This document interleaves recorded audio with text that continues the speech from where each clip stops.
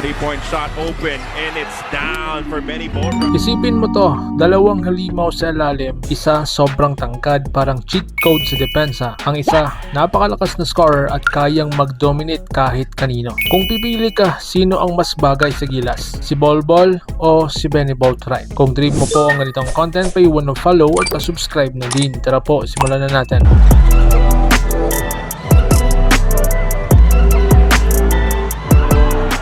Unahin na natin si Bolbol, anak ng NBA legend na si Manotti Ball at isa sa pinaka-unique na player sa mundo. May taas siya na 7'3", center at stretch big ang kanyang position at may experience na sa NBA. At ang pinakamalupit kay Bolbol, hindi lang siya matangkad, marunong siyang mag-dribble, tumira sa tres at mag-block na parang walang bukas.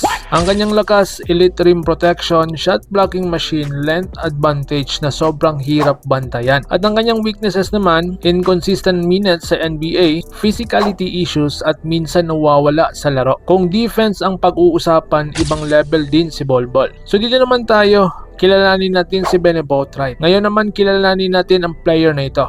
Isang legit na scorer at modern big man. May taas na 6'10", power forward at center ang kanyang position,